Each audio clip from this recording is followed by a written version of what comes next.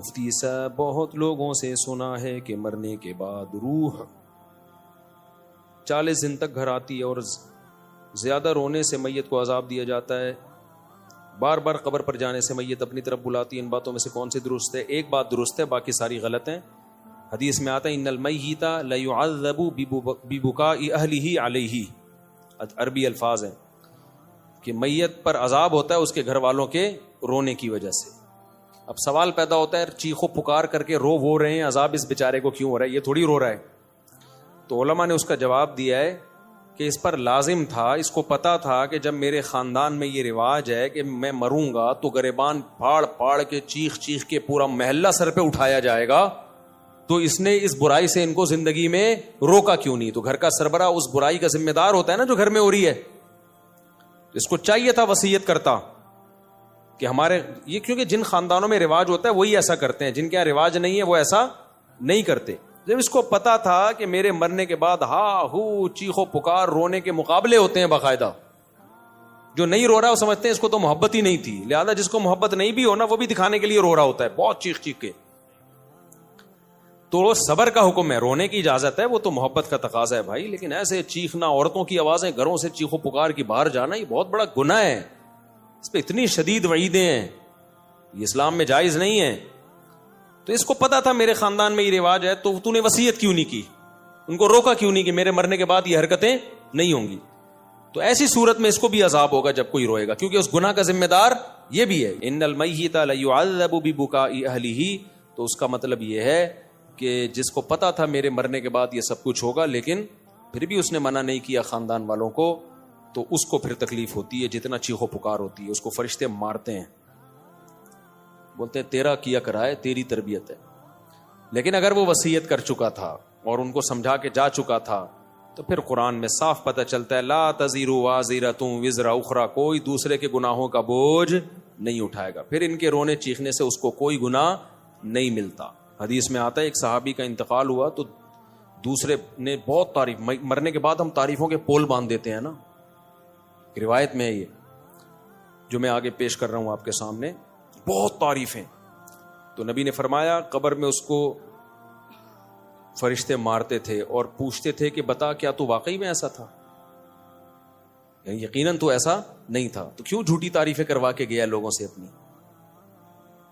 بعض لوگوں کی عادت ہوتی ہے نا کہ وہ اپنی جھوٹی تعریفیں کروا کے اپنے غلط امیج دنیا کے سامنے، جو اچھا امیج ہوتا ہے لیکن وہ جھوٹا ہوتا ہے، تو امیج ایسا بنا کے، یہ لفظ امیج نہیں ہے، مجھے کسی نے بتایا امیج ہے نا، تو میں جو انگلش میں غلطی کیا کروں مجھے بتا دیا کرو میرے بھائی، میں کوئی انگریز امریکہ میں تھوڑی پیدا ہوا ہوں۔ تو ایسا اس کا امیج بنایا ہوا تھا کہ یعنی جو بعض لوگ ایسا اپنا تصور لوگوں کے دماغوں میں بنا کے جاتے ہیں جیسے بہت نیک، تو ایسے میں اگر مرنے کے بعد آپ کی جھوٹی تعریفیں ہو رہی ہیں نا تو اس پہ بھی چترول لگتے ہیں کہ لوگ کہہ رہے ہیں یوں تھا تو تھا گیا، تو ایسا ہے پٹاخ ایک لگے گا، بتا تو ایسا تھا۔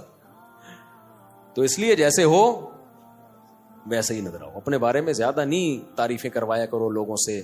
ہاں جو نعمتیں اللہ نے دی ہیں اس کا اظہار کرنے میں کوئی حرج نہیں ہے۔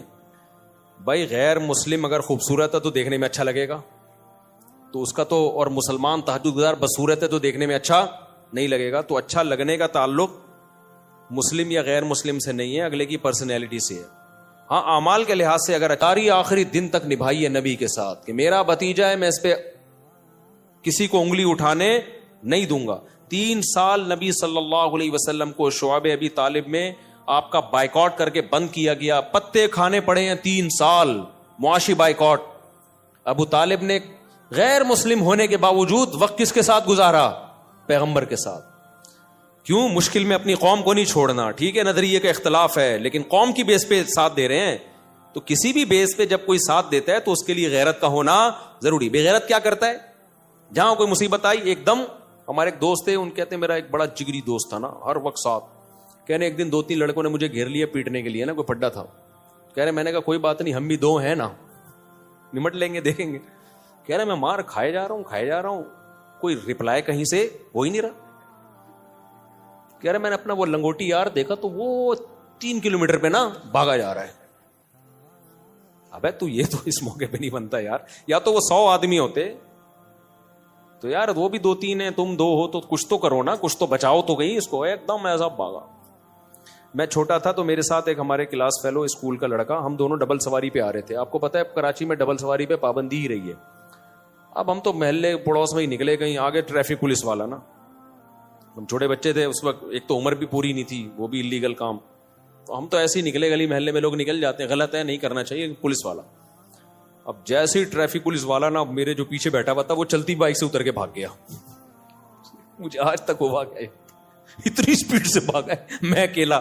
تو وہ ٹریفک پولیس والے نے اس کو دیکھ کے اس کو اتنی ہنسی آئی ہے کہ یار یہ کتنا ڈر گیا, بھاگا جا رہا ہے, تو مجھے بھی چھوڑ دیا, بولا جا یار واپس. وہ دن آج تک میں بھولا نہیں ہوں کہ یار تھوڑی سی اسپیڈ تو بھائی پکڑے گا کیا کہ جیل میں تھوڑی ڈال دے گا, تھوڑا سا تم بھی کرے گا, کچھ جرمانہ لگا دے گا, کچھ بھی کرے گا. اتنے بچے پہ تو کیا جرمانہ بھی نہیں لگتا, لیکن مجھے اس کی اسپیڈ دیکھ کے نا جو میرے ساتھ بیٹھا ہوا تھا, میں نے کہا یہ ہے بہادر. بھائی اتنی بھی جلدی نہیں بھاگو, آگے پولیس والا تھوڑا سا آگے آ رہا ہے. میں نے کہا کرنے کی اجازت نہیں دیتا. وہ کہہ رہا ہے کہ مجھے اپنی بیٹی کی طلاق چاہیے, کسی بھی صورت میں بیٹی کی شادی نہیں کروں گا. آپ اس بارے میں اسلامی طریقے سے, اچھا کسی بھی صورت میں شادی نہیں کروں گا, اب اس بارے میں اسلامی طریقے سے مشورہ دیں کہ ہمیں کیا کرنا چاہیے. دوسری شادی پر میرے بیانات موجود ہیں, اس کے کیا فضائل ہیں, اس میں کیا مشکلات ہیں, کس کے لیے جائز ہے, کس کے لیے ناجائز ہے. میں عمومی بیان کرتا ہوں, کبھی کسی فرد واحد کو میں ترغیب نہیں دیتا کہ تو کر لے. مجھے نہیں پتا کہ اس میں تپڑ ہے یا نہیں ہے, کبھی کسی فرد واحد کو میں ترغیب نہیں دیتا. میں کبھی ان کو نہیں پکڑ کے کہوں گا یار تم نے کیوں نہیں کی, اتنے عرصے سے بیان سن رہے ہو, تم کر لو. یہ میں کبھی بھی نہیں کرتا. حتیٰ کہ میرے دوست احباب میں 40 سال کے لوگ بھی ہیں جو ابھی تک کنوارے ہیں, ان کو بھی میں نے کبھی نہیں کہا تم نے شادی کیوں نہیں کی ہے.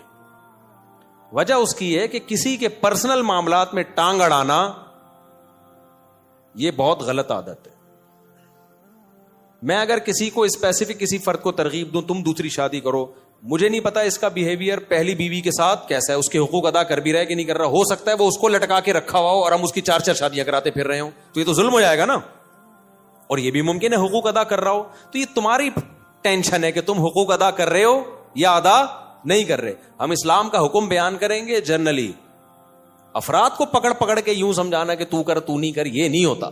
منع تو کیا ہے بہت سے لوگوں کو میں نے کہ تم نہیں کرو, کیونکہ جب مجھے ان کے حالات پتا چلے, انہوں نے آگے مشورہ لیا نا, میں نے کہا تیرے بس کا نہیں ہے بھائی, تیری باتوں سے لگ رہا ہے تیری ٹانگیں ابھی کانپ رہی ہیں, تو نہیں, تیرے بس میں نہیں ہے. تو لیکن کسی فرد کو میں پکڑ کے ترغیب دوں کہ تم کرو, تم نے کیوں نہیں کی, تم, ہاں مذاق میں دوستوں کی محفل میں ایک الگ بات ہوتی ہے, لیکن میں ویسے نارملی کبھی کسی کو ترغیب نہیں دیتا. اب آپ کہہ سکتے ہو چلو دوسری کی آپ کسی فرد کو ترغیب نہیں دے رہے, نہیں دینے کی وجہ سمجھ میں آئی. مجھے کیا پتا یہ پہلی کے ساتھ سنجیدہ ہے بھی یا نہیں ہے. ہو سکتا ہے اس کے پاس ظلم کر رہا ہو, وہ گزارا کر رہی ہو اس کے ساتھ مجبوری میں. اب تو مجبوری میں وہ گزارا کر رہی ہے, تم اس کے اوپر ایک اور بھی لے آؤ, ٹھیک ہے نا, اس کو بھی لٹکا کے چھوڑ دو, تو یہ تو بیڑا غرق ہو جائے گا. مجھے کیا پتا تم برابری کر سکتے ہو یا نہیں کر سکتے, پھر تم کر کہاں رہے ہو. بعض دفعہ آدمی شادی کر رہا ہوتا ہے, بھائی تم اتنی پیسے ہیں نہیں, تم شادی ڈیفینس میں کر رہے ہو, مالدار لڑکی سے کر رہے ہو, تو نہ تو اس کے قابل رہو گے نہ پہلی کے قابل. اس کا تو جیب خرچی 4-4 لاکھ روپے ہوتی ہے, پاکٹ منی. جو مالدار لڑکی ہے نا, پاکٹ منی ایسے چل رہا ہوتا ہے, 4 لاکھ پاکٹ منی. تو غریب آدمی بولے گا میں ٹماٹر بیچ کے 4 لاکھ تیری پاکٹ منی کہاں سے. تو بھائی تم نے کیوں کی ایسی جگہ پہ شادی, اپنی حیثیت دیکھ کے کرو نا. تم وہاں شادی کرو جو 5 روپے پاکٹ منی, ایسا ہوتا نہیں ہے, لیکن ایک مثال دے رہا ہوں میں. تو میں نہیں جانتا کہ بھائی یہ اس قابل ہے یا نہیں ہے کسی شخص. میں فرد واحد کو, متعین فرد کو کبھی ترغیب نہیں دیتا. تو کرے گا خود, جب مسائل کھڑے ہوں گے تو بلی کس پہ ڈال دے گا. مفتی صاحب نے مجھے مشورہ دیا تھا, مفتی صاحب نے بولا تھا. تو بھائی ہم نہیں جانتے آپ کو, ہم تو ایک جنرلی حکم بیان کریں گے کہ جس میں 2 بیویوں میں عدل کی طاقت ہے, دونوں کے حقوق ادا کر سکتا ہے کہ نہیں کر سکتا, یہ خود فیصلہ کرو.